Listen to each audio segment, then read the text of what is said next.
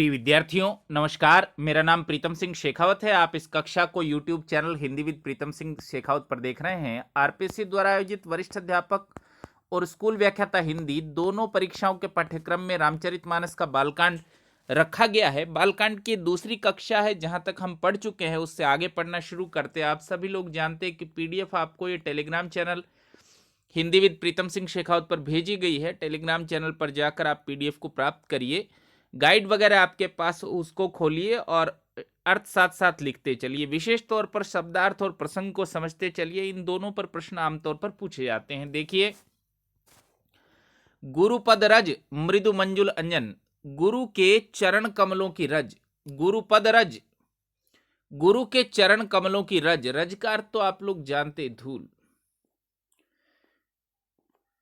मृदु मंजुल अंजन, मृदु मंजल अंजन का अर्थ है, अंजन का अर्थ होता है काजल, अंजन का अर्थ होता है काजल। तो कोमल है, मृदु का अर्थ है कोमल और मंजुल का अर्थ है सुंदर। गुरु के जो चरण कमलों की धूल है वो काजल है। और कैसा काजल? कोमल और सुंदर काजल। नयन अमीय, नेत्रों के लिए अमृत जैसा। अमीय का अर्थ होता है अमृत। और दृग दोष विभंजन, दृग यानी नेत्रों के दोषों को नष्ट करने वाला, विभंजन का अर्थ है नष्ट करने वाला। देखिए, गुरु पद रज मृदु मंजुल अंजन, गुरु के चरण कमलों की जो धूल है वो नयन अमीय, नेत्रों के लिए अमृत जैसी है। दृग दोष विभंजन, और नेत्रों के दोष को नष्ट करने वाली है। और तेहि करी विमल विवेक विलोचन, उसी से मैंने किया है। गुरु के जो चरण कमलों का धूल है अंजन जैसी, उससे क्या किया है गोस्वामी तुलसीदास ने? तेहि करी विमल विवेक विलोचन, मैंने विवेक रूपी नेत्रों को, विवेक विलोचन, विवेक रूपी नेत्रों को। विलोचन का अर्थ नेत्र होता है। अवधि में देखिए वह होता ही नहीं, व्यय होता है। तो विलोचन हिंदी का अवधि में है विलोचन। तेहि करी विमल विवेक विलोचन, मैंने विवेक रूपी नेत्रों को, विवेक रूपी नेत्रों को लिख लीजिए। विवेक विलोचन का अर्थ, विलोचन का अर्थ विवेक रूपी नेत्र। तो आप लोग जानते, अलंकार रूपक है, एक चीज को दूसरी चीज का रूप दिया जाए। उपमेय पर उपमान का अभेद आरोप होता है रूपक। तेहि करी विमल विवेक विलोचन, उसी से मैंने विवेक रूपी नेत्रों को विमल किया है, स्वच्छ किया है। और वर्णव रामचरित, और अब राम के चरित्र का वर्णन करता हूं। वर्णव का अर्थ है वर्णन करता हूं। भवमोचन, भवमोचन का अर्थ है संसार के बंधन से छुड़ाने वाला। संसार जो बंधन है, शास्त्रों के हिसाब से बंधन से छुड़ाने वाला। मोचन का अर्थ होता है छुड़ाने वाला। आप लोग जानते, हनुमान जी के लिए एक नाम ही है संकट मोचन। तो वर्णव रामचरित भवमोचन, मैं रामचरित्र का वर्णन करता हूं जो भवमोचन, संसार के बंधनों से छुटकारा दिलाने वाला है। और देखिए कि बंदव प्रथम महीसुर चरना, सर्वप्रथम प्रणाम करता हूं किनको? महीसुर। ये शब्द पूछने जैसा है, ब्राह्मण। महीसुर का अर्थ है ब्राह्मण, यानी धरती पर देवता। बंदव प्रथम महीसुर चरना, और मोह जनित संशय सब हरना। वो जो ब्राह्मणों के चरण हैं, मोह जनित, मोह से उत्पन्न होने वाले जितने भी प्रकार के संशय हैं, सब हरना, सभी को हरने वाला है। देखिए, ब्राह्मण के लिए भारतीय शास्त्र में एक नाम है द्विज। द्विज का अर्थ ही है 2 बार जन्म लेने वाला।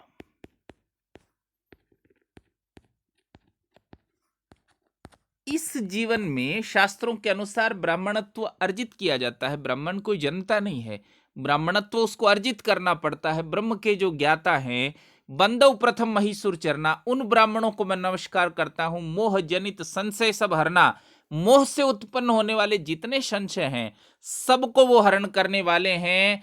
और सुजन समाज सकल गुण खानी, सुजन समाज, और जो सुजन हैं, भले लोग, आप संत कह सकते हैं, सज्जन कह सकते हैं।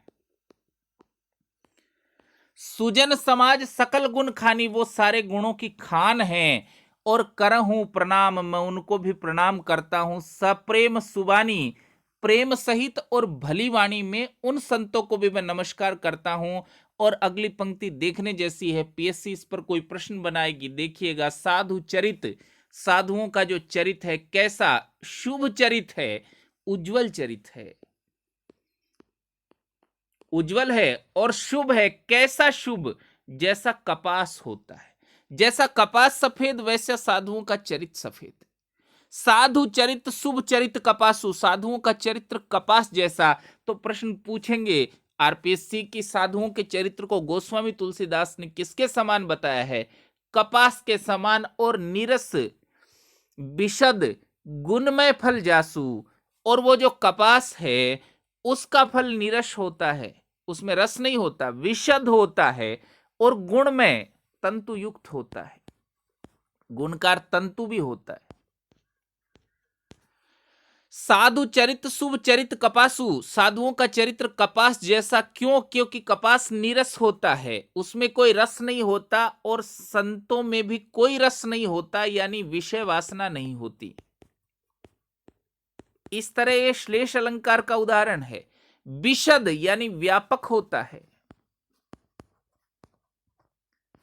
और गुणमय, और कपास के लिए तो गुणमय का अर्थ हो गया है तंतुयुक्त, और साधुओं के लिए उसका अर्थ हो गया है गुणों से युक्त। तो शब्द प्रसंग के अनुसार जब अलग अलग अर्थ दें, आप लोग जानते हैं अलंकार होता है श्लेष अलंकार। तो निरस विशद गुणमय फल जासु श्लेष अलंकार है। और जो सही दुख परिछद्र दुरावा, जो खुद दुख सहन करता है, और पर छिद्र दुरावा, दूसरों के छेद छुपाता है। कपास क्या करता है? कपड़े बनाता है हमारे लिए। जो सही दुख खुद तो दुख सहन करता है और पर छिद्र दुरावा, दूसरों के छेद छुपाता है, वैसे ही साधु क्या करते? दूसरों के दोषों को नष्ट करते, दोषों को छिपाते, दोषों को ढक देते, और वंदनीय, इसलिए वो वंदना करने योग्य हैं। जग जस पावा, संसार में यश प्राप्त करते। अगला देखिए, मुद मंगलमय संत समाजू, संतों का जो समाज है मुद मंगलमय, आनंद युक्त और मंगल युक्त। मुद का अर्थ होता है आनंद, मुदित का अर्थ तो आप लोग जानते आनंद। तो मुद मोद मोदक आनंद। मुद मंगलमय संत समाजू, जो संतों का समाज है वो मुद मंगलमय है, आनंद से युक्त है। और जो जग और संसार में, जग का अर्थ है संसार, जंगम, जंगम का अर्थ होता है चलता फिरता। पूछा जाने जैसा शब्द है, जो यहां से वहां जाता है उसके लिए शब्द है जंगम। अंग्रेजी में आप इसी को कहते हैं मूवेबल, जो यहां से वहां जाता है, चल जिसको कहते हैं। ठीक है, मान लीजिए शब्द होता है चल, तो आप विलोम शब्द भी आप लोगों के पाठ्यक्रमों में चलते हैं। चल तो विलोम शब्द हो जाता अचल।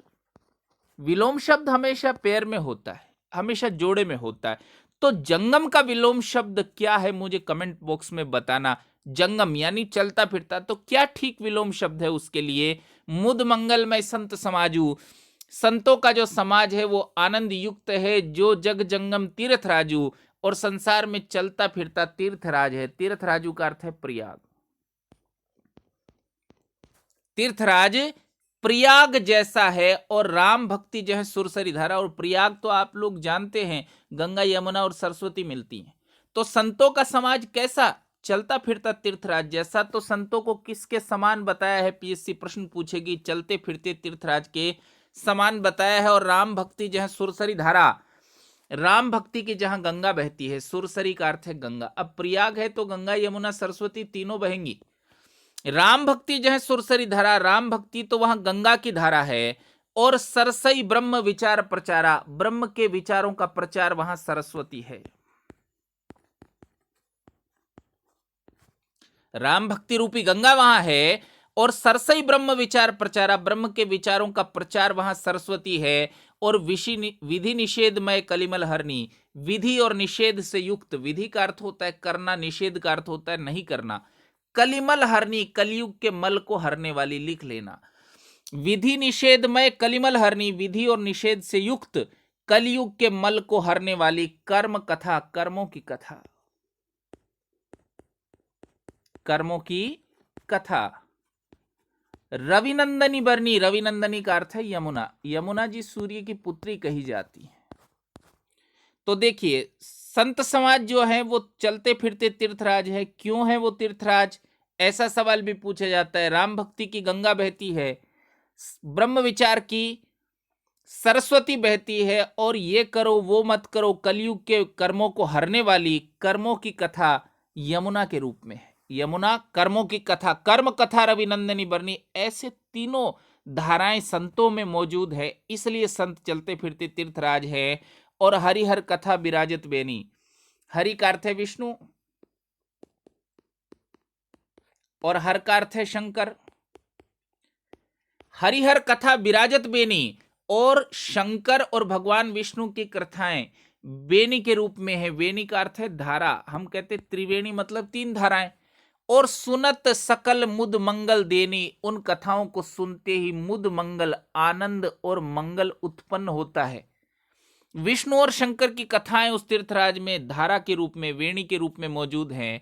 और मुद मंगल देनी, मुद और मंगल देने वाली हैं। बटु विश्वास अचल निज धर्मा, ये जो संत समाज है वो अपने धर्म में विश्वास करता है। अचल निज धर्मा, ये संत समाज, देखिए प्रबंध काव्य पढ़ रहे हैं हम, जब तक अन्यथा बात नहीं होगी तब तक प्रसंग नहीं बदलेगा। जब बात चल रही है संत समाज की तो संत समाज की बात चलती जाएगी, फिर प्रसंग बदलेगा। बटु विश्वास अचल निज धर्मा, वो अपने धर्म में अचल विश्वास रखते हैं। बटु विश्वास ये अक्षय वट है, वो अपने धर्म में विश्वास रखते हैं, ये अक्षय वट है। तीर्थराज समाज सुकर्मा, और तीर्थराज समाज सुकर्मा, तीर्थराज कहते हैं प्रयाग को। गंगा यमुना और सरस्वती जहां मिलती है उसे प्रयाग। हरिशंकर परसाई प्रसिद्ध व्यंग्यकार, उन्होंने लिखा है कि जब किसी काम से जाते तो कहते इलाहाबाद, तीर्थों के लिए जाते तो उसी को कह देते हम लोग प्रयाग। कुंभ का मेला भी तो वहीं भरते हैं। और ये जो संत समाज रूपी है तीर्थराज समाज सुकर्मा, वो समाज का सुकर्म है। और सब ही सुलभ सब दिन सब देशा, और ये जो संत रूपी तीर्थराज है, देखिए प्रयाग तो जाना पड़ता है, तो संतों रूपी जो तीर्थराज है सब ही सुलभ, वो सबको सुलभ है। सब दिन सब देशा, हर समय और हर देश में संतों का समाज सुलभ है, संत प्राप्त हो सकते हमको। और सेवत सादर, उनकी सेवा करने से, सादर का अर्थ है आदर पूर्वक, लिखते चलना भैया। समन कलेशा, क्लेशों का शमन होता है, क्लेश शांत होते हैं। सब ही सुलभ सब दिन सब देशा, अगर हम उन संतों, संत हर दिन हर देश में उपलब्ध हैं। और सेवत सादर समन कलेशा, उनको सेवा करने से क्लेश शांत होता है। और अकथ अलौकिक तीर्थराऊ, अकथ अकथनीय, उसकी महत्ता को तो बताया ही नहीं जा सकता। अलौकिक तीर्थराऊ, ऐसा वो अलौकिक तीर्थराज है। तीर्थराऊ का अर्थ है तीर्थराज। संतों रूपी जो चलता फिरता तीर्थराज है वो अकथ है और अलौकिक है। देई सद्य फल, सद्य का अर्थ होता है तुरंत। देई सद्य फल, प्रकट प्रभाव। आचार्य स्कूल व्याख्याता के पाठ्यक्रम में काव्य प्रयोजन वगैरह भी चल रहे हैं। आचार्य मम्मट, किसी को कोई बाधा हो तो बताना भाई। काव्य प्रयोजन इत्यादि की कक्षाएं भी मुझे लगता है आप लोगों के लिए थोड़ी जरूरी है। नहीं हो सकेगी तो पीडीएफ आवश्यक रूप से आप लोगों को भेजूंगा। कि मम्मट ने जो काव्य प्रयोजन बताए हैं उनमें से एक काव्य प्रयोजन ये भी है, सद्य परिनिवृत्त। ये वो तुरंत परिनिवृत्त करता है। देई सद्य फल, और यह संत समाज तुरंत फल देता है।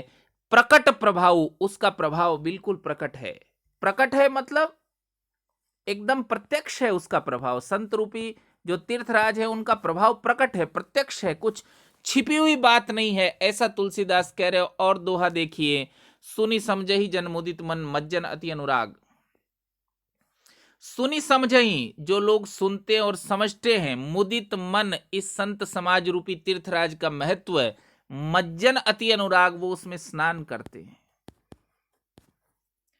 मज्जन अति अनुराग, उसमें प्रेम पूर्वक स्नान करते तीर्थराज में। और तीर्थराज कैसा है? संत रूपी प्रयाग, संत समाज रूपी तीर्थराज। रामचरितमानस जब आप पढ़ रहे हैं तो ठीक संदर्भ में समझिए कि बातचीत किस बारे में हो रही है और किसको क्या कहा है। पीएससी वहीं एक प्रश्न बनाएगी। संत रूपी तीर्थराज यानी प्रयाग, ये संत समाज रूपी जो तीर्थराज है उसके महत्व को जो समझते हैं वो उसमें भली प्रकार से स्नान करते हैं और लह ही चार फल अछत और चारों फलों को प्राप्त करते हैं। चारों फल धर्मार्थ काम और मोक्ष, पुरुष चतुष्टय जिसको भारतीय परंपरा में कहा गया है, धर्म अर्थ काम और मोक्ष। लह ही चार फल अछत, अछत का अर्थ है अक्षत जो कभी नष्ट नहीं होते। लह ही चार फल अछत, वो चारों फलों को प्राप्त करते हैं। तनु साधु समाज प्रियाग, तनु का अर्थ है शरीर में रहते हुए, इसी जीवन में, ऐसा मतलब है इसी शरीर में रहते हुए चारों को प्राप्त कर सकते। बाकी जगह तो तीन ही प्राप्त कर सकते। मोक्ष यानी मुक्ति शरीर छोड़ने पर प्राप्त होता है, पर ये जो चलता फिरता तीर्थराज है उसमें अगर हम डुबकी लगाते तो इसी जीवन में मुक्त हो सकते। साधु समाज प्रयाग, ऐसा साधुओं का जो समाज है वो प्रयाग के रूप में है। ठीक है, देखिए। और प्रबंध काव्य है तो गोस्वामी तुलसीदास को प्रबंध का जो निर्वाह है आचार्य शुक्ल ने लिखा है, बहुत अच्छा। देखिए, पहले संत समाज को तीर्थराज का, फिर उसमें स्नान की बात हुई और स्नान की बात ही आगे चल रही है। मज्जन फल पेखिए तत्काला, पेखिए का अर्थ है देखिए।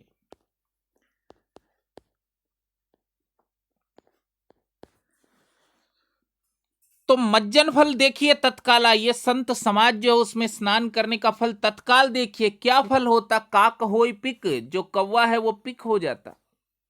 काक होई पिक, जो कौवा है वो पिक हो जाता यानी कोयल हो जाता। और बकौ मराला, और जो बगुला है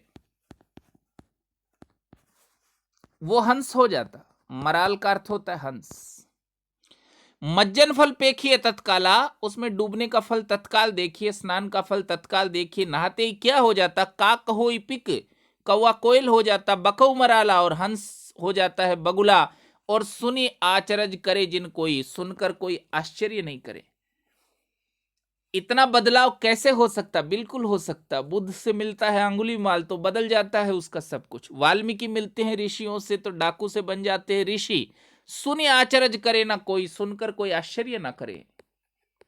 आश्चर्य का कुछ मामला नहीं। सुने आचरज करे जिन कोई, सत्संगति महिमा नहीं गोई। सत्संगति की जो महिमा है वो गुप्त नहीं है। गोई का अर्थ होता है गुप्त, गोपनीय। सत्संगति की महिमा कोई गोपनीय नहीं, इससे मिलते ही हृदय परिवर्तन हो सकता, ऐसा तुलसीदास जी ने कहा है। और देखिए कि वाल्मीकि नारद घट जोनी, तो वाल्मीकि नारद घट जोनी, वाल्मीकि नारद और घट जोनी शब्द देखने जैसा है। अगस्त्य जो ऋषि हैं उनको घटयोनी कहा जाता है, उनको कुटज भी कहा जाता है। ठीक है, आचार्य हजारी प्रसाद द्विवेदी जी ने कुटज निबंध में उन पर प्रकाश डाला है। अगस्त्य के बारे में एक कहानी है कि वो घड़े से उत्पन्न हुए, इसलिए उनको घटयोनी कहा जाता है। वाल्मीकि नारद घटयोनी, वाल्मीकि नारद और घटयोनी जो ऋषि हैं, निज निज मुखनी, अपने अपने मुखों से, अपने अपने मुखों से कही निज होनी, अपनी उत्पत्ति के विषय में बताया है, अपनी स्थिति के विषय में बताया है। नारद भी दासी पुत्र कहे जाते हैं, अगस्त्य घड़े से उत्पन्न हुए हैं, वाल्मीकि भी डाकू हैं। ऐसी स्थिति उनकी है, वो उन्होंने बताई है। और जलचर थलचर नभचर नाना, जितने भी जलचर हैं, जितने भी थलचर हैं, जितने भी नभचर हैं, अनेक प्रकार के, जे जड़ चेतन जीव जहाना, जितने भी जड़ चेतन हैं, जितने भी सजीव और निर्जीव हैं, जीव जहाना, जीव जहाना का अर्थ है इस संसार में जितने भी जीव हैं, मति कीरति गति भूति भलाई, उनको जो जो चीजें मिलती हैं, मति का अर्थ है बुद्धि, कीर्ति का अर्थ है कीर्ति, गति का अर्थ है सदगति, भूति का अर्थ है विभूति या धन संपदा ऐश्वर्य, भलाई का अर्थ है भलाई। इस संसार में जितने भी लोग हैं उनमें अगर ये गुण पाए जाएं कि बुद्धि पाई जाए, कीर्ति पाई जाए, उनको सदगति प्राप्त हो जाए, उनमें विभूति हो, वो भलाई करने वाले हों, और जब जे ही जतन जहां जे ही पाई, ऐसे गुण जब जे ही जतन, जिसने प्रयासों से जहां जे ही पाई, जहां भी प्राप्त किया है, ये जो गुण बताए हैं, मति कीर्ति गति भूति भलाई, ये गुण जिसने जहां भी प्राप्त किए हैं, सो जानब सत्संग प्रभाव, उसको आप किसका प्रभाव समझना? सत्संग का प्रभाव समझना।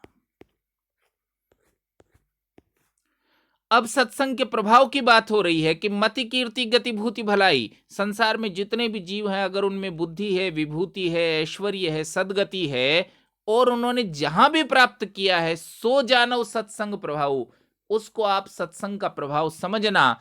और लोकहु वेद न आन उपाऊ, लोक में भी और वेद में भी कोई दूसरा उपाय नहीं है। आन का अर्थ होता है अन्य या दूसरा, उपाऊ का अर्थ है उपाय। ये चीजें यदि हम प्राप्त करना चाहें तो सत्संग के अलावा इसका कोई उपाय नहीं। और बिनु सत्संग विवेक न होई, क्योंकि सत्संग के बिना विवेक नहीं होता।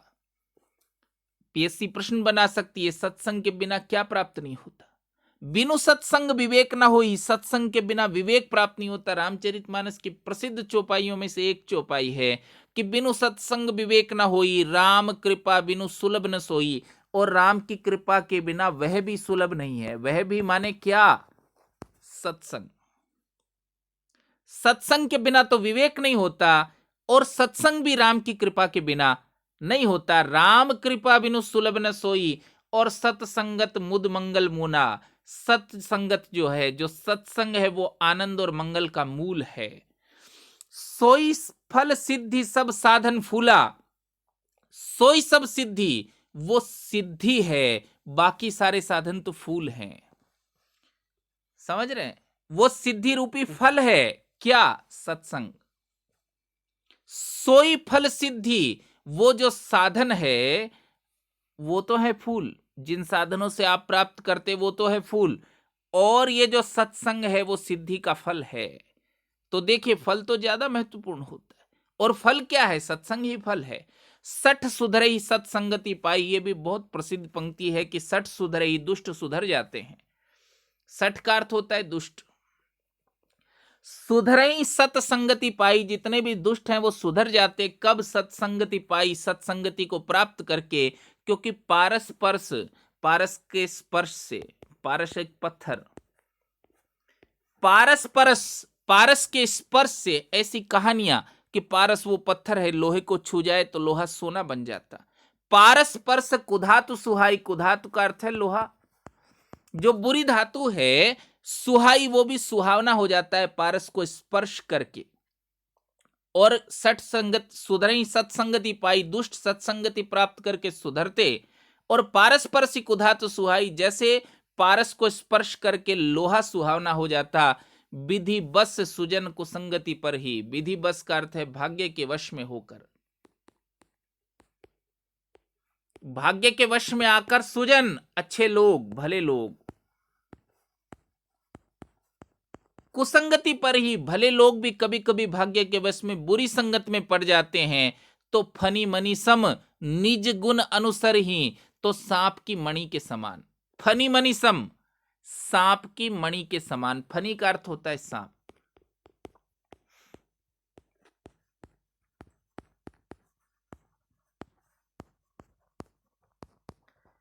फनी मनी सम, तो फनी मनी सम पूछा जाए तो उपमा अलंकार है। तो सांप की मणि के समान, निज गुण अनुसर ही, अपने गुणों का ही अनुसरण करते। तो सज्जन अगर बुरी संगत में पड़ जाए, जैसे सांप के साथ होती है मणि, तो मणि तो डसती नहीं ना, मणि तो रोशनी ही देती है ना।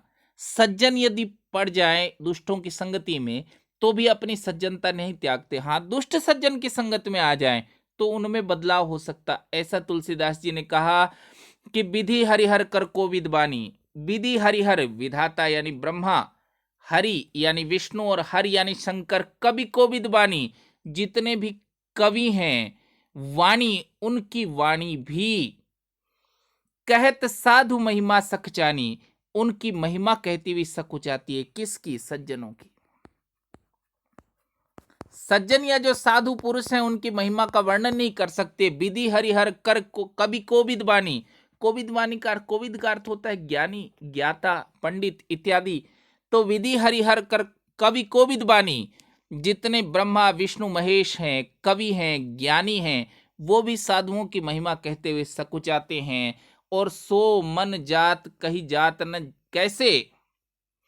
मुझसे भी वो नहीं कही जाती। मोसन यानी मुझसे, सो मोशन कही जात न कैसे, मुझसे भी नहीं कही जाती। साक बनिक मणिगुण गन जैसे, जैसे साक बनिक सब्जी बेचने वाला। साक बनिक का अर्थ है सब्जी बेचने वाला। वो कह रहे हैं क्या कि मैं भी साधुओं की महिमा का वर्णन नहीं कर सकता। कैसे? जैसे सब्जी बेचने वाला मणियों के गुण नहीं कह सकता। मणि गुणगन, मणियों के गुण। ठीक है। सो मोशन कही जात न कैसे, मुझसे भी कैसे कही जा सकती है, नहीं कही जा सकती। जैसे सब्जी बेचने वाला मणियों के गुणों को नहीं कह सकता। और ये दोहा देखिए, बहुत प्रसिद्ध दोहा है और पूछा जाने जैसा प्रश्न है कि बंदौ संत समान चित, मैं संतों का वंदन करता हूं। समान चित क्यों? क्योंकि उनका मन समान है। हित अनहित नहीं कोई, उनके लिए कोई अच्छा बुरा नहीं। हित अनहित, अच्छा बुरा, शत्रु या मित्र उनका कुछ नहीं होता कोई। बंदव संत समान चित, क्योंकि संत समान चित को प्राप्त हो गए, उनके चित्त में समानता। हित अनहित नहीं कोई, उनके लिए कोई अच्छा बुरा नहीं। अंजलिगत, जैसे आपने अंजलि में ले रखा हो, हाथों की अंजलि में ले रखा हो। शुभ सुमन जिमी, जैसे आपने पुष्पों को हाथ में ले रखा हो। और सम सुगंध कर दोई, वो दोनों ही हथेलियों को सुगंधित करेंगे। तो संत तो जहां भी जाएंगे सुगंध बिखराएंगे। जैसे हमने अंजलि में पुष्प ले रखे हो तो दोनों हथेलियों को साथ साथ सुगंधित करते हैं कि संत सरल चित जगत हित, जानि स्वभाव स्नेहु। संत सरल चित, संत कैसे होते? सरल चित वाले। जगत हित, संसार का हित ही उनके लिए महत्वपूर्ण, कि संत सरल चित जगत हित, संत जो है सरल चित के हैं और संसार का हित ही उनके लिए बहुत महत्वपूर्ण। जानि स्वभाव स्नेहु, मैं उनके स्वभाव और स्नेह को जानकर, संत तो सरल चित्त के हैं, उनके स्नेह को मैं जानता हूं। बाल विनय, और मेरी बाल विनय सुन के, सुनी करी कृपा, राम चरण रति देहु, मुझे राम के चरणों में प्रेम दे। रति का अर्थ है प्रेम।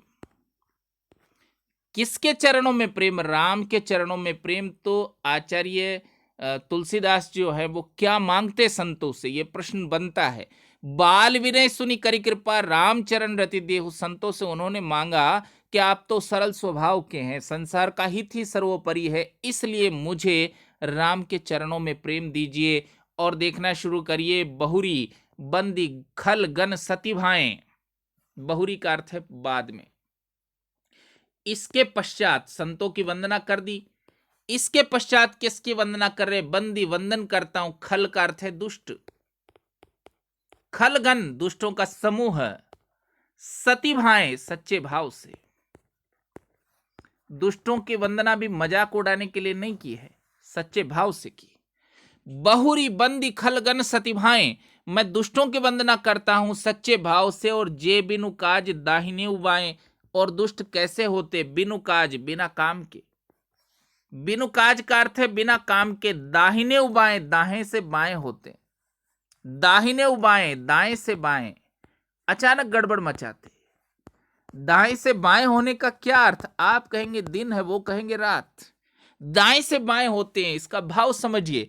आप ठीक कहेंगे, वो गलत कहेंगे, कुछ ना कुछ कहते रहेंगे। बहुरी बंदी खलगन सती भाएं, मैं उन दुष्टों का सच्चे भाव से नमस्कार करता हूं जो बिना काम के दाएं से बाएं होते हैं। और परहित हानि लाभ जिन केरे, परहित हानि लाभ जिन केरे, और उजरे हर्ष विषाद बसेरे।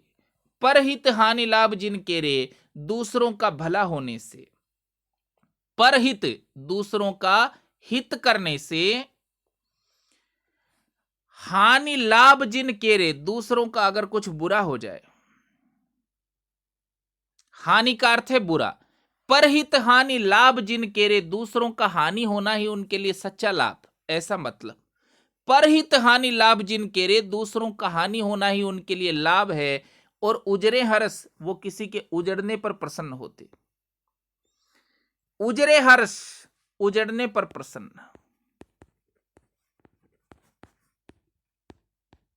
दुष्टों की क्या विशेषता? कोई उजड़ जाए तो खुश होते, विषाद बसेरे, कोई बस जाए तो दुखी, कोई ठीक से रह रहा हो तो वो दुखी। गोस्वामी तुलसीदास ने जिन्होंने लिखा है वो सार्वभौमिक सत्य जैसा संतों की जो विशेषताएं और असंतों की जो विशेषताएं वो आप आराम से इस समाज में देख सकते हैं। और हरिहर जस राकेश राहु से, कैसे हैं वो दुष्ट कि हरिहर जस, विष्णु और शंकर के यश रूपी चंद्रमा के लिए, जस राकेश, विष्णु और शंकर के यश रूपी चंद्रमा से, विष्णु और शंकर के यश रूपी चंद्रमा के लिए राहु से, वो राहु के समान है। अगर कहीं आप भगवान की बात कर रहे हैं, अगर आप कहीं विष्णु की बात कर रहे हैं, शंकर के यश की बात कर रहे हैं, तो ऐसे यश रूपी चंद्रमा के लिए वो राहु जैसे हैं, जल्दी से उस बात को वो काट देंगे। तो अलंकार है उपमा। और पर अकाज, दूसरों का बुरा करने में, पर अकाज यानी बुरा करने में। भट्ट का अर्थ है योद्धा, और दूसरों का बुरा करने में वो सहस्र बाहु के समान योद्धा है, बड़ा भारी योद्धा सहस्र बाहु। परशुराम जी ने उसका वध किया।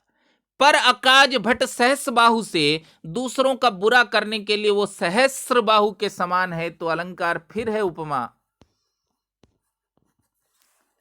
जे पर दोष लखई सहसाखी, जो दूसरों के दोष देखते हैं, लहई लखई देखते हैं। जे पर दोष लखही सहसाखी, लखही का अर्थ है देखते हैं, सहसाखी हजारों आंखों से। और जो दूसरों का दोष ढूंढने वाला आदमी है उसके लिए बहुत अच्छा शब्द है हिंदी में, छिद्रान्वेषी। छिद्रान्वेषी का काम ही है गलतियां ढूंढना। जे पर दोष लखई सहसाखी, वो जो दुष्ट लोग हैं वो दूसरों के दोषों को हजारों आंखों से देखते हैं। और परहित घृत, और दूसरों के लिए जो घी है, अगर दूसरों के पास भला करना दूसरों का घी है, जिनके मन माखी तो उनके मन में मक्खी है।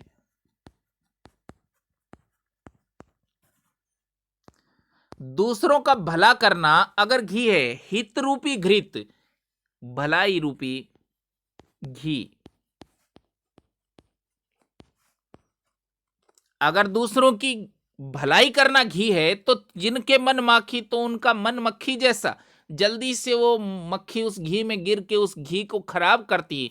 और तेज कृषाणु रोष महिषेषा, ऐसे जो दुष्ट लोग हैं, तेज कृषाणु, वो तेज में अग्नि के समान शोरगुल मचाते, मामला गड़बड़ कर देते। तेज कृषाणु, रोष महिषेषा, और क्रोध में यमराज जैसे। रोष का अर्थ है क्रोध। तेज कृषाणु रोष महिषेषा, वो तेज में अग्नि जैसे, और रोष महिषेषा क्रोध में यमराज जैसे। और अघ अवगुण धन, पाप के अवगुणों रूपी धन के लिए। अघ अवगुण धन,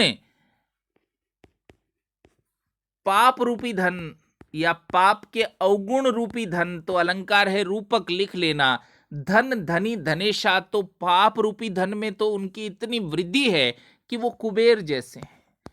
कुबेर जैसे धन के मामले में, वैसे ही पाप रूपी धन के मामले में वो दुष्ट। और उदय केतु सम, वो जब उदय होते हैं, केत सम तो धूमकेतु के समान। धूमकेतु बुरा समझा जाता, अपवित्र समझा जाता है, शुभ समझा जाता उसका दिखना। उदय केतु सम, वो जो दुष्ट है उनका दिखना धूमकेतु के समान है। हित सभी के, सभी के लिए, ऐसा नहीं कि वो एक आदमी के लिए गड़बड़, वो सभी के लिए गड़बड़। उदय केत सम हित सभी के, सभी के लिए उनका दिखना धूमकेतु जैसा। और कुंभकर्ण सम सोवत नीके, अच्छा तो ये कि वो कुंभकर्ण के समान अच्छी तरह सोए। उनका तो सो जाना ही अच्छा, उनका जाग जाना गड़बड़। और पर अकाज लगी तनु पर हरि, दूसरों के बुरे के लिए शरीर त्याग देते। तनु पर हरि, शरीर त्याग देते। अगर दूसरों का बुरा करना हो, सज्जन तो दूसरों के भलाई के लिए शरीर त्याग देते, वो करते किसी का बुरा करने के लिए। वो दुष्ट इतने तैयार कि किसी का बुरा करना हो तो शरीर तक छोड़ने के लिए तैयार। और जिमि हिम उपल कृषि दिल गरही, जैसे ओले। हिम उपल का अर्थ है ओले। कृषि दल गरही, जैसे खेती पर गिरे हुए ओले। कृषि दल खेती पर जैसे ओले होते, खेती को नाश करने के लिए होते ओले, लेकिन उस नाश करने में ओलों की खुद की जान चली जाती, वो खुद पिघल जाते। तो ऐसे ही हैं दुष्ट, दूसरों का काम बिगाड़ने के लिए, अपना शरीर खोने के लिए तैयार हैं। ऐसा तुलसीदास कह रहे हैं कि बंदौ खल जग शेष सरोसा। बंदौ खल, मैं दुष्टों की वंदना करता हूं। खल का अर्थ है दुष्ट। जस शेष सरोसा, शेष का अर्थ है शेषनाग। सरोसा का अर्थ है क्रोधित।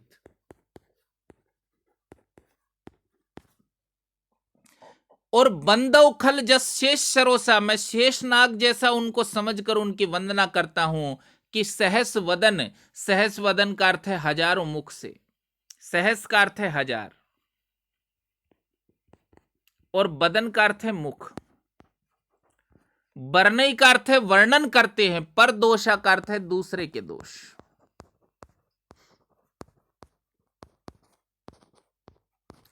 सहस बदन परनई, वर्णय पर दोषा, दूसरे के दोषों का बड़ा वर्णन करते हजार मुखों से, इसलिए उनको शेषनाग के समान बताए। प्रश्न पूछा जा सकता है कि दुष्टों को शेषनाग के समान बताने का कारण क्या? कि वो हजारों मुखों से दूसरों के दोषों का वर्णन करते, जैसे शेषनाग के हजार मुंह वैसे ही दुष्ट हैं।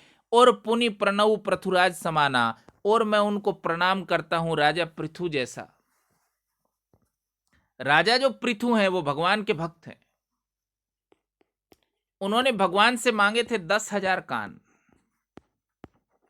कि 2 कान पर्याप्त नहीं, भगवान मुझे 10,000 कान दो, ताकि 10,000 कानों से आपका यश सुन सकूं। ऐसा राजा पृथु के बारे में कि पुनि प्रणव पृथुराज समाना, राजा पृथु के समान मैं उनको वंदना करता हूं। और पर अघ सुनई, कान तो उनके पास 10,000 है, लेकिन वो भगवान का यश नहीं सुनते। उन कानों से दुष्ट क्या काम लेते? पर अघ सुनई, दूसरों के पाप सुनते। सहस 10 काना, 10,000 कान से, वो भी पृथु के समान ही है। 10,000 कान से दूसरों के पापों को सुनते, दूसरे क्या कर रहे इसका पूरा ध्यान वो रखते। और बहुरी शक्र सम बिनवऊ ते ही, और बाद में मैं उन्हें, शक्र का अर्थ है इंद्र, बहुरी शक्र सम बिनवऊ ते ही, बाद में मैं उनकी इंद्र के समान वंदना करता हूं। कि संतत सुरानीक हित जेही, संतत सुरानीक हित जेही, सुरानीक इंद्र के लिए, सुरानीक का अर्थ है देवताओं की सेना।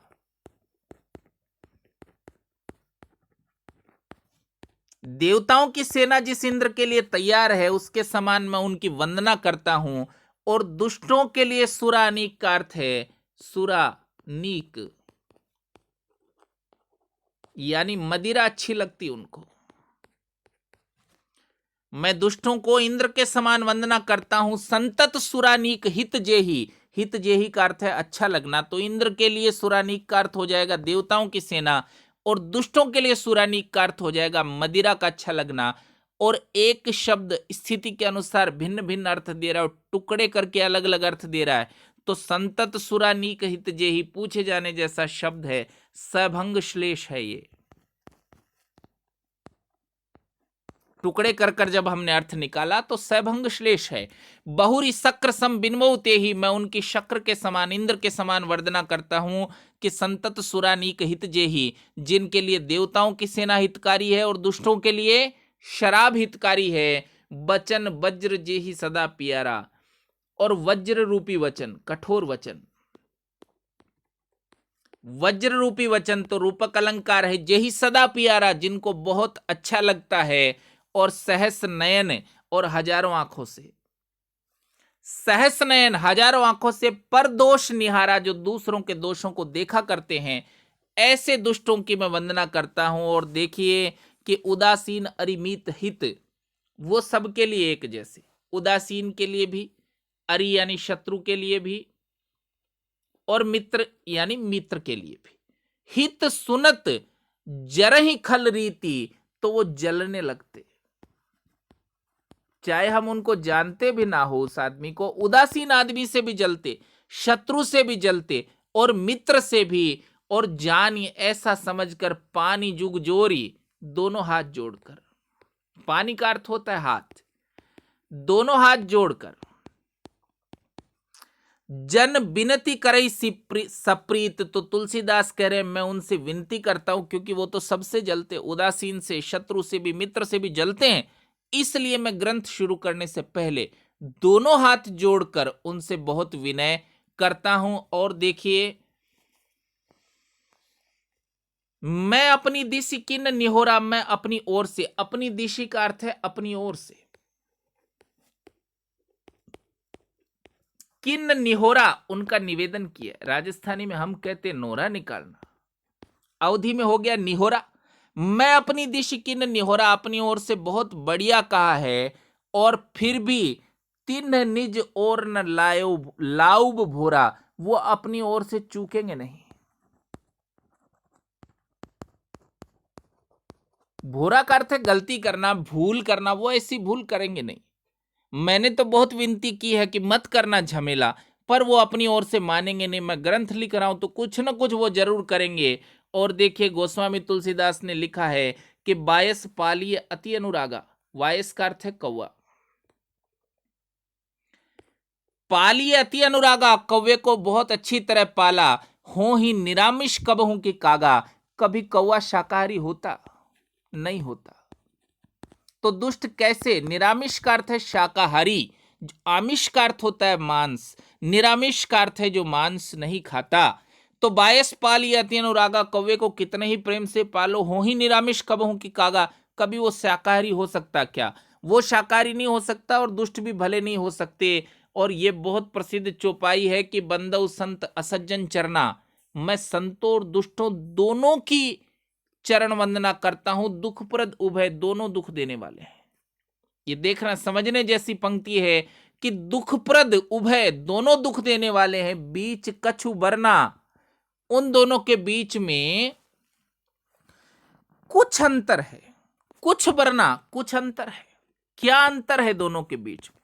दुखप्रद उभय, दुख तो दोनों देते हैं। बीच कछु बरना, लेकिन थोड़ा सा मामूली अंतर दोनों में। कैसा कि बिछड़त एक प्राण हर ले ही, एक बिछड़ते हुए प्राण हर लेता। संतों से बिछड़ते तब तकलीफ होती, और मिलत एक दुख दारुण देही, और जो दुष्ट है वो मिलने पर दुख देता। दुख तो दोनों देते, पर दुख में अंतर। संतों से बिछड़ते तो दुख होता, और दुष्टों से मिलते तो दुख होता। और उपजे ही एक संग जग माही, इस संसार में एक साथ उत्पन्न होते। उपजहु एक संग जग माही, जलज जोंक, जलज का अर्थ है कमल, और जोंक एक प्राणी होता है जो खून चूसता। उपजे ही एक संग जग माही, दोनों एक साथ जन्मते दुनिया में। जलज जोंक, कमल भी और जोंक भी। गुण बिलगाही, गुण उनमें अंतर करते, गुण उनमें अंतर करते, दोनों को गुण ही अलग अलग करते। गुण वो चीज है जो अलग अलग करती है। और देखिए कि साधु सुरासम, सुधा सुरासम, साधु असाधु। तो साधु और असाधु कैसे? सुधा यानी अमृत, और शुरा यानी शराब।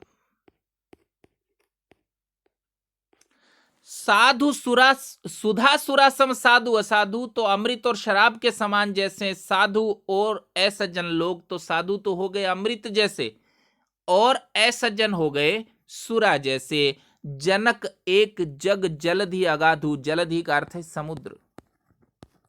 तुलसीदास कह रहे यद्यपि दोनों चीजें समुद्र से ही उत्पन्न हुई, पर साधु कैसे? अमृत जैसे, और दुष्ट कैसे? शराब जैसे। भल अनभल निज निज करतूती, अच्छाई या बुराई अपने अपने कर्म। भल अनभल निज निज करतूती, अच्छी या बुराई अपने अपने काम। लहत सुजस, इससे हमको प्राप्त होता, अपने अपने कामों से हमको क्या प्राप्त होता? सुजस यानी सुयश। और अपलोक, अपलोक का अर्थ है अपयश। विभूति का अर्थ है विभूति। तो हमको अपने कामों के हिसाब से सुयश या अपयश साथ साथ प्राप्त होते रहता। हम अच्छा काम करते तो लोग कहते जी अच्छा आदमी, यश मिलता। हम बुरे काम करते तो हमको इस दुनिया में अपयश मिलता। कि सुधा सुधाकर सुरसरी साधु, ये देखो अच्छी चीजों को एक और किया। कौन कौन सी अच्छी चीजें? सुधा, आप लोग जानते, अमृत।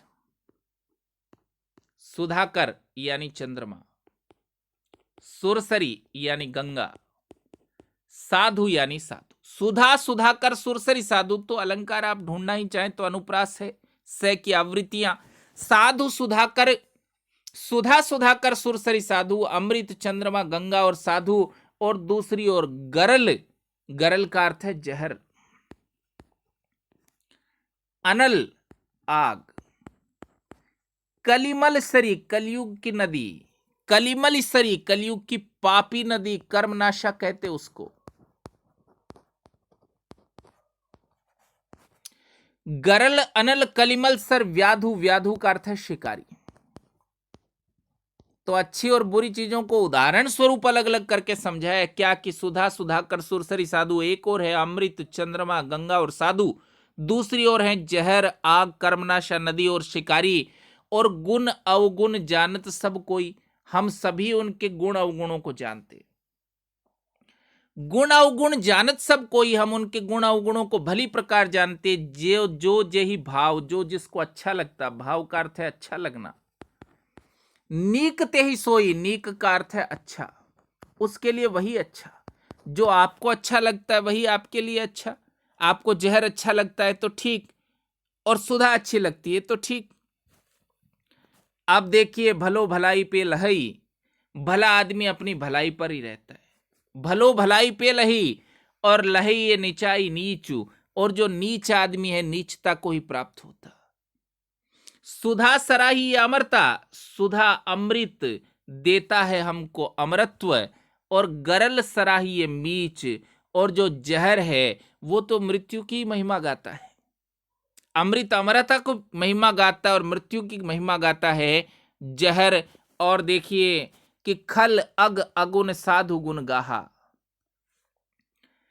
खल अघ अगुण दुष्टों का पाप, अघ का अर्थ होता है पाप, अगुण उनके पाप और अवगुण और साधुओं के गुणों की गाथा, गाहा का अर्थ है गाथा। खल अग अगुण, खल के जो अवगुण हैं और साधुओं के गुणों की गाथाएं, उभय अपार उदधि अवगाहा, दोनों कितनी विशाल हैं। उदधि अवगाहा, समुद्र के समान विस्तृत। उदधि का अर्थ है समुद्र, समुद्र जैसी है। दुष्टों की दुष्टता और सज्जनों की सज्जनता दोनों समुद्र जैसी है। कि तेहि ते कुछ गुण दोष बखाने, तेहि ते का अर्थ है इसलिए, कुछ गुण दोष बखाने, मैंने थोड़े से गुण दोषों का वर्णन किया है। क्यों?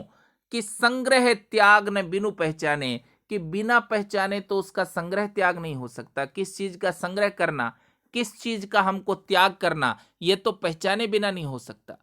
तो पहचान का निशान बताने के लिए थोड़ी सी बात की है। देखिए कि भले उपोच सब विधि उपजाए, अच्छे और बुरे, पोच का अर्थ होता है बुरे, हल्के कहते, पोचा हल्का।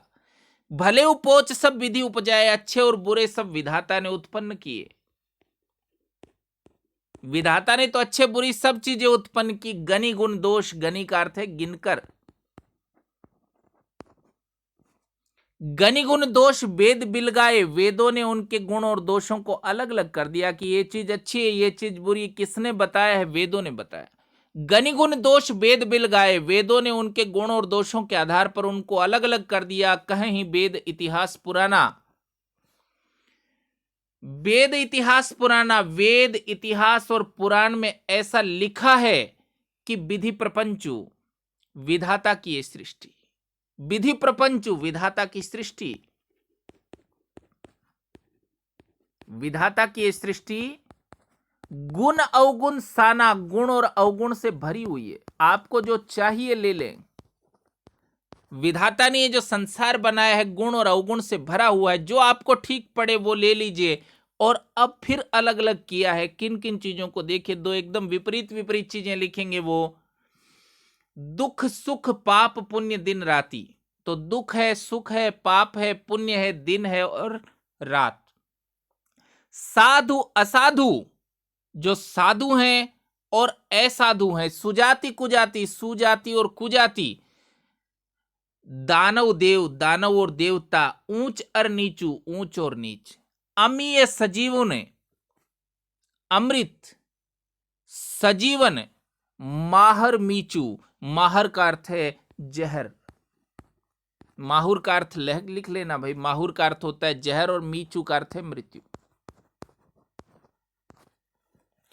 अमृत और सजीवन, सुंदर जीवन, माहुर मीचू, जहर और मृत्यु, माया ब्रह्म जीव जगदीशा, एक और माया दूसरी ओर ब्रह्म, एक और जीव दूसरी ओर जगदीश। याद रखिए गोस्वामी तुलसीदास अद्वैतवादी नहीं है। अद्वैतवादी होते तो भक्त नहीं हो सकते थे, भक्त अद्वैतवादी नहीं होते, भक्त तो द्वैतवादी होते, आत्मा और परमात्मा में अंतर करते। गोस्वामी तुलसीदास पर सभी दर्शनों का प्रभाव, पर अगर एक दर्शन ही कोई पूछ ले तो वो विशिष्टाद्वैत से अधिक प्रभावित है, विशेष रूप से वो विशिष्टाद्वैतवादी है। जीव और जगदीश दोनों अलग अलग हैं, इसी को द्वैत कहते हैं। वो विशिष्टाद्वैतवादी हैं कि लच्छी अच्छी, लच्छी अलच्छी, रंक अवनीशा, संसार में लक्षण बुरे लक्षण, रंक यानी प्रजा और अवनीशा का अर्थ है राजा। विपरीत विपरीत चीजों को एक जगह इकट्ठा किया है। काशी मग, मग का अर्थ है मगध, एक और काशी दूसरी ओर मगध। सुरसरी क्रमनाशा, सुरसरी का अर्थ है गंगा और क्रमनाशा कलयुग की नदी कर्मनाशा। काशी मग सुरसरी क्रमनाशा और मरु मारव महिदेव गवासा। मरु का अर्थ है रेगिस्तान और मारव का अर्थ है मालवा। मालवा बहुत हरी भरी जगह, रेगिस्तान बहुत सूखी जगह। महिदेव गवासा, महिदेव का अर्थ तो हम पहले कर चुके हैं, महिसूर यानी ब्राह्मण, और गवासा का अर्थ है कसाई। विपरीत विपरीत चीजों को एक जगह इकट्ठा किया। सरग नरक अनुराग विराका, स्वर्ग नरक अनुराग और विराग निगमागम गुण दोष विभागा। निगमागम, निगम और आगमों ने, वेद और पुराणों ने, वेद पुराणों ने इन इन चीजों के जिनका उदाहरण ऊपर दिया है, गुण और दोष का विभाजन कर दिया। विभागा, विभाजन किए, ब्राह्मणों के गुण अलग, कसाईयों के गुण अलग कर दिए, काशी के गुण अलग और मगध के गुणों को अलग कर दिए, गंगा का महात्म्य अलग और कर्मनाशा का महत्व अलग। सब अलग अलग करके किसने दिखाया है? वेद और पुराण ने दिखाया है। और जड़ चेतन गुण दोषमय विश्व की निकरतार, जड़ चेतन जितने भी सजीव और निर्जीव है, गुण दोष में, उन सभी में गुण और दोष होते। गोस्वामी तुलसीदास समन्वयवादी आदमी, उनका काव्य समन्वय की विराट चेष्टा है, ऐसा आचार्य हजारी प्रसाद द्विवेदी ने कहा है। ग्रियर्सन ने उनको बुद्ध के बाद भारत का सबसे बड़ा लोकनायक कहा है। जड़ चेतन गुण दोषमय, जड़ और चेतन, सजीव और निर्जीव सभी गुण और दोष से युक्त होते हैं। विश्व किन्ह करतार, ऐसा ईश्वर ने बनाया है। जितने भी सजीव निर्जीव है सभी में गुण और दोष होते हैं। अब देखिए, संत हंस गुण गहहि, और संत हंस के समान है, गुण गहहि, गुणों को लेते हैं। गुण और दोष तो सभी में, लेकिन संत हंसो जैसे वो केवल गुण लेते हैं।